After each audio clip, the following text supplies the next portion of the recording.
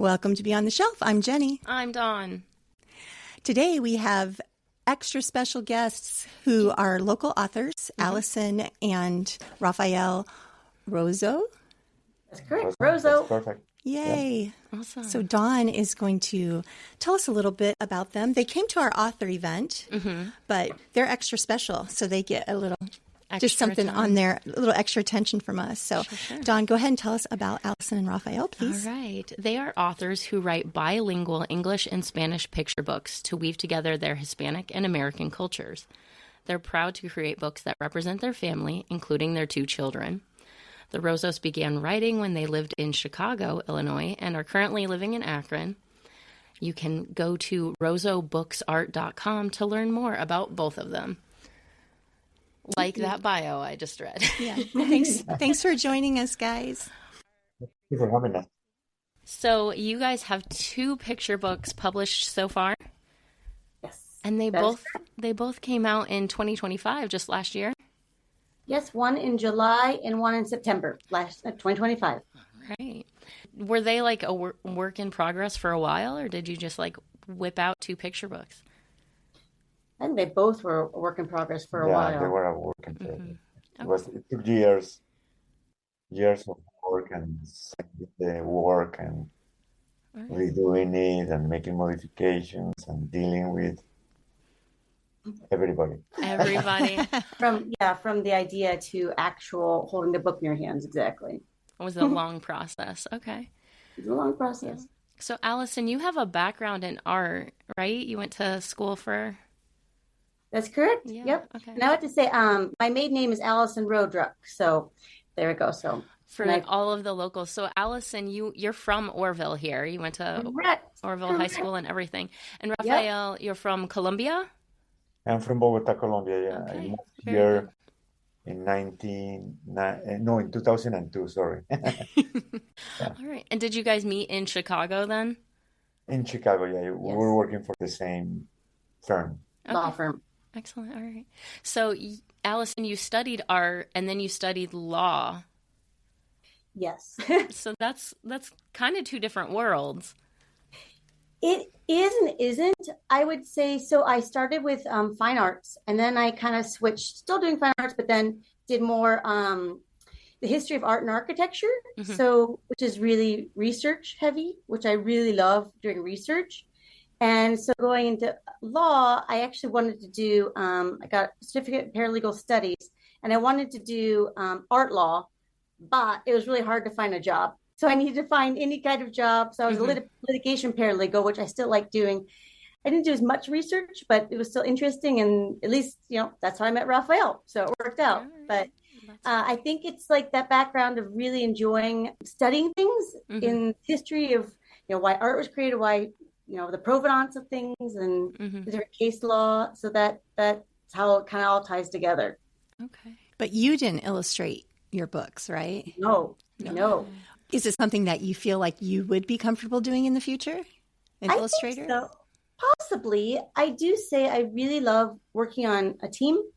And I really love so I kind of got into doing picture books. I always loved the medium and just how the words and pictures go together.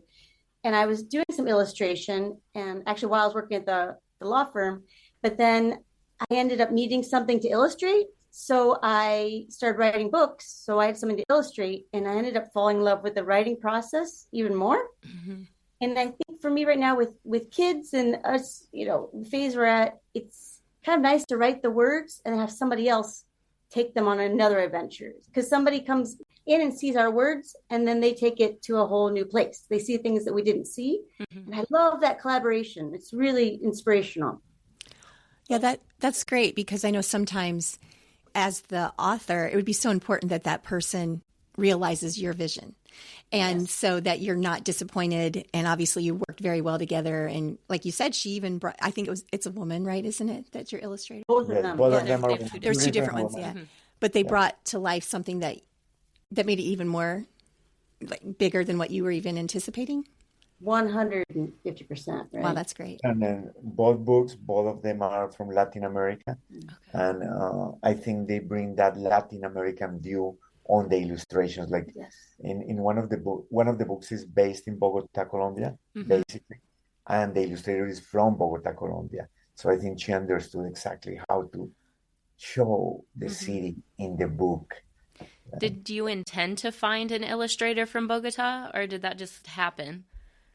It just happened we would have loved that, but it happened very quickly. So I think it's almost like, when an editor buys your book, certain stars have to align for it to happen. And the editor who bought our book with Beaming Books had worked with this illustrator from Bogota, Colombia before.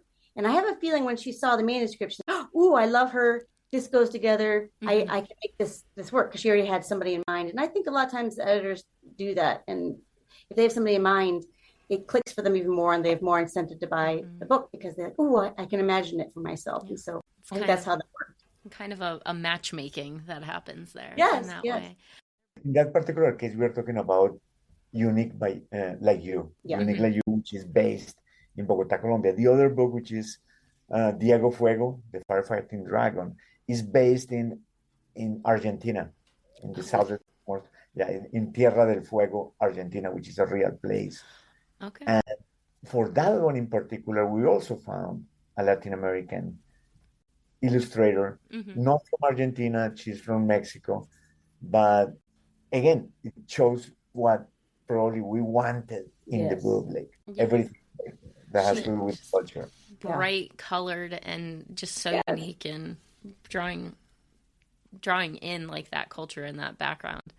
Yeah. Yes, and her early sketches, she had written in notes that she'd done all this research on the Mayan, the Aztec, the Incas, all these different cultures, to see little bits that she could kind of subtly fit in there, because she wanted to make a very Western style, a Latin American dragon versus, something a little bit different, and add that flair to it, which we when she started saying, "Oh, I've been doing all this research," I'm like, "Yes, this is our girl. This is our lady." So she was your soulmate, obviously, with research. Both of them put in things that were kind of in our minds that we didn't even say, and we're like, "Oh my gosh, that's exactly what we wanted." So we really lucked out with who we were paired with. That's awesome. Allison, you had that art background and you'd always kind of been drawing. Rafael, do you have any creative background, or did you find your way there? I am very creative. I just don't express it. Except in the book, In the book, okay. I never really did anything artistic. Maybe because, I don't remember anybody in my family being like that. So I was not aspiring to doing it. I never got close to it. So I never tried. I never went to college for that. I went to college for IT, basically, and business administration. So nothing because it was never in my mind. Really, I started thinking about art and doing something different after I met Allison.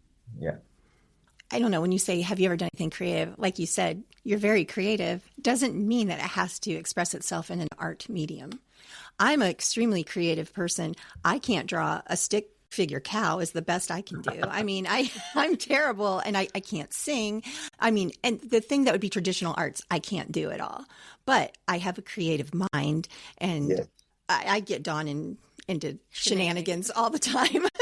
With my thoughts. Exactly. So I just think that just to say, are you creative? You can absolutely be creative without it being expressed in that art medium. In the art medium, 100%. correct. Exactly. And with his, because we were writing it. I was writing the story, and then I kept asking him questions, asking him and talking. And then we started talking through the whole stories, and that's how it came about. And then, he has so many stories of where he's from and from Latin America. And then we all have our bias. Like, I think he's hysterically funny. So he adds so much humor to our stories and all these different things that, I said, "You're writing these with me." He said, No, I don't really. I'm like, "Yeah, you are." And then, now it's like we just have so much fun doing it together. And it's fun to bring out another side of him he didn't even know he had. Yeah, that's true. I love that. I love that too. That's so sweet. That's just awesome that you do that together. Are you currently working on another book right now? Yeah, we're working on several. Yeah. Okay. Yep. So when I say act, are you actively working on them, or you just have ideas that are floating around? We're actively working on one. There's one which is another one of these that the idea was inspired from our honeymoon. And so it's funny because we've been married, what, 15 years. 15 years almost. You know, it's like these, you know, we are word story collectors. So I'm always collecting. And so, you know, it's been fun. So we've been working on this one story for years, and I have a new version. I said, okay, what do we think of this new version? So I'm always in some process of either we're writing one or I'm going with Rafael over new versions and seeing if this works or not. So we're always in the process of doing a story. We were in Spain and we saw this little boy at sunset fishing. And every night we were there several days, and every night we saw him. And I kept saying, I wonder what he's doing. He was all alone and just at sunset. And I said, okay, there's something very magical here.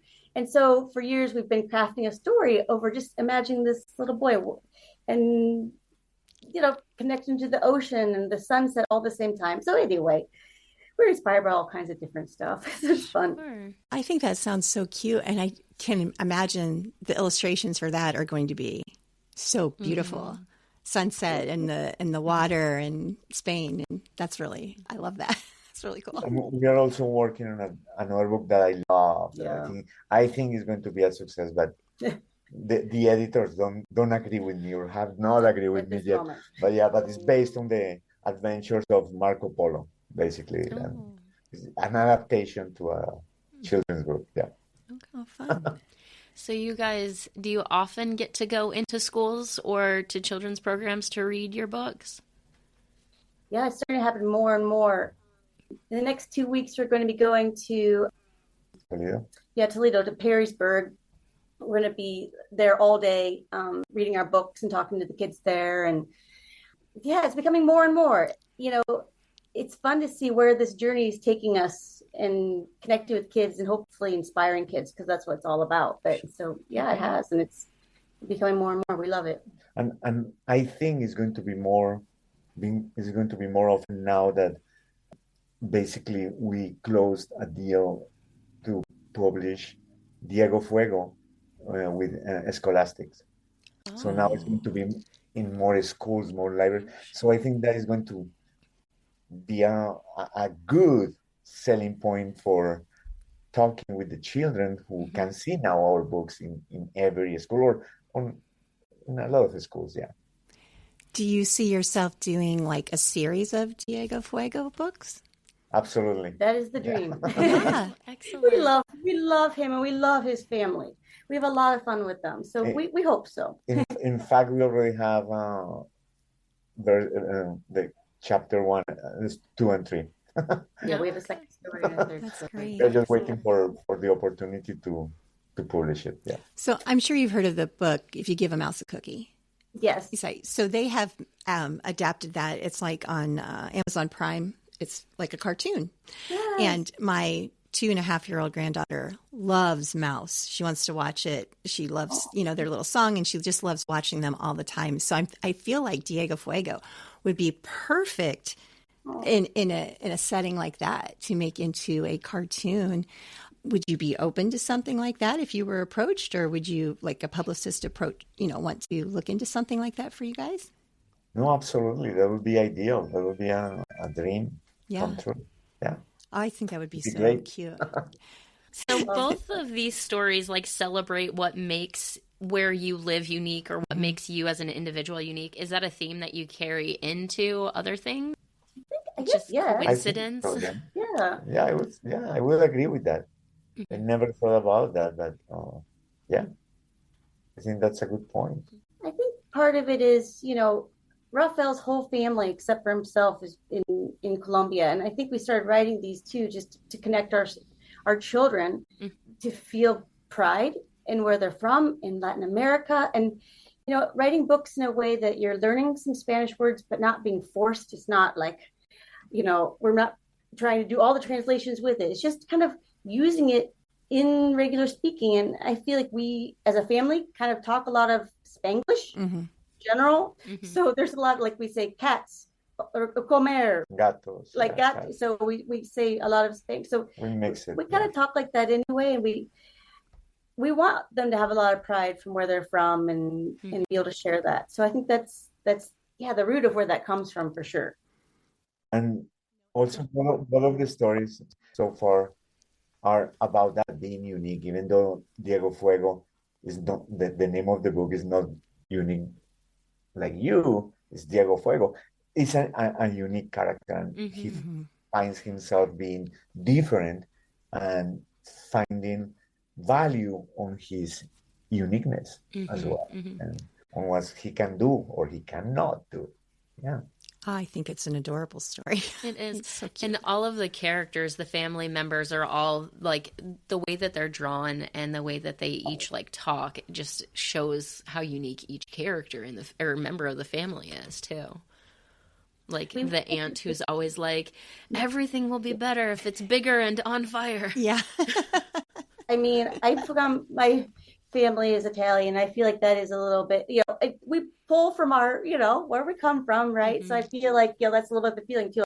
We just put more on it, it's going to be better. And so, I think it's fun because all the different characters are bits of our own lives and family, and it makes it fun. But we wanted them to feel like a real family. They're not perfect, and they're dragons, and nobody's perfect. And they really don't want to breathe fire because Diego's allergic, but they can't help themselves. They're dragons, so we wanted it to feel real, like a real family. So how many languages do you each speak? Fluently, and then just, a little bit too. Fluently, I speak Spanish, English, and I can understand some Italian and Portuguese. Okay. For me, mostly English. Yeah. I'm a baby with Spanish. Like when we do drafts, we talk things out and we do drafts, and I put in words that I think kind of would fit, and then he goes through and said, okay, this isn't right, or the translation of it seems like it'd be right, but that's not the right word fitting. So I know some, but not a lot. So I would say fluency. No, I'm not. You're just a good American. I understand. We mostly just know one language. I understand. I did take French all through high school at OHS, and I think I knew it at the time, but when you don't use stuff. And I also took French, and I was very good at French, but I totally forgot it. I never used it after high school. And I was very good. I think I was fluent. Well, and it's funny because our agent actually lives in France. Yes. She is French. She's so French. Now it's like, wait, we should have polished up on that some more. But That's great. How did you find a French agent? Yeah. It's funny. So before kind of Twitter was a lot bigger at the time. So what we did is I would do, and sometimes I just do it for fun, but I would do Twitter pitches. So a Twitter pitch party where you kind of put a hashtag of, the Twitter pitch party, and you put like a little pitch of your story. And so I did that, and my agent saw it, and she had actually trained did a mentorship with an American literary agency. And so she wanted to work with picture books, but then she also wanted to work kind of growing the agency in France. And so she was just beginning, and so just trying to kind of build her clientele. And that's when she saw us. So it's really fun that she represents us here because she works for an American agency, but also she's building a big agency for them in France as well. So that's kind of how that came about. We got to meet her. We went over there. We got to meet her, which was fun. Yeah, in Strasbourg. Yeah. She used to live there. I don't think she's there anymore. She's in Lyon now. Yeah. She's in Lyon. Yeah. Wow. That's so cool. I was about to say that. I know. Well, that's awesome. How exciting. We live in Amish country, so just hearing those kind of experiences are so unique and so bizarre to us because... not what we see every day, but... No. And it's exciting. I'm from where you guys are from. Yeah, this is my childhood too. So all of it, when I start thinking about it, it's like, wow. But so much social media, it's good and bad, but it does make the world smaller in a lot of ways. Like a lot of my petite group partners don't live even anywhere near me. They live in Connecticut, they live in Chicago, and we all talk. There are some really amazing things about connecting with people all over the place. That's great. Now social media also has its, downfalls, but it does make the world a little bit smaller, which is also lovely. Well, we are really excited to have you guys out here in a few weeks back at your alma mater for Reading Under the Lights. which is this great literacy program that a local family sponsored. And our director is working on little crafts and great activities related to Diego Fuego. I adore your little felt hats that you made. I should have worn the Oh, hat. the That hat. look like Wow. Diego. They're We so can't cute. see us anyway. Yeah, this is a podcast, but You're right. Yeah. So if you go to their website, you can see them wearing their Diego hats. What was the website again? RozoBooksArt.com. Good job. And Allison created the hats. She did. And it was our daughter's idea. She said, "Oh, you need to build a hat. We need to have a hat for Diego." Diego merch. Let's go. Okay, no problem, baby. I got this. I can use this degree. Yes. Exactly. All right. Well, first off, thank you again for joining us, taking time out of your day. We really appreciate it. So for reading Under the Lights, are you both going to be reading the book, or just one of you? Or I think it might just be me. I don't think Rafael can make it this time. I think that they, and I don't remember the day exactly, but I believe I have a conflict. I coach my children, and I have a couple of teams that I coach soccer. And I think I have a game that day. Thursday. May 14th. Yeah, I have game. I have a game that day. So unfortunately, I will not be there. I would have loved it, but I'm not going to be there. I was looking around to see if we had any copies of it, because I know we've been ordering copies of Diego to hand out, and this room is where all of the books come in before they go into the library. So unfortunately, they're not on the shelves behind us. That would have been a smart backdrop. As soon as the podcast ends, we'll find them. Oh, sure. There'll be a big pile somewhere. All right. Yeah. Thank you so much for chatting with us about Diego and Unique Like You and you guys. Yes, it was lovely to meet you. Thank you so much. Well, and I've had fun talking, because we're figuring out, because she's going to talk to the second grade classes, Orrville second graders, about our books coming up soon. So I've been having some fun answering some questions. They could talk about, my experience being at Orrville, and then now I'm a writer and how that comes about. So that'll be fun. That'll be super. Awesome. Well, you guys are wonderful. Thank you so much. And hopefully, if we do something in the future with one of your other books, you can both be there. So that's great. That would be great. And if the game is canceled for some reason, weather or whatever, I will be there. Wonderful. Awesome. Yeah. I don't want to root for that, though. I know how hard it is to make up games and everything. So. But they will reschedule it to a different day, so it will be fine. It will be fine. Well, then we'll pray for rain. And they have a rain location for Reading Under the Lights as well. So Good. It won't be postponed. It'll just be relocated. All right. Yep. All right. Well, thank you again for joining us. You guys have a great rest of your afternoon. And we'll at least see Allison in a couple of weeks. Well, and thank you so much. It's been such an honor, and we love speaking to you. And I love being there for the book, Orrville Book Festival too. And I just can't wait to do more fun stuff with our books. Yeah. I'm appreciative where I'm from, and it's fun to be a part of everything you're doing. Thank you. Thank you so much, and thank you for having us. Yes. Of course. It's been a pleasure.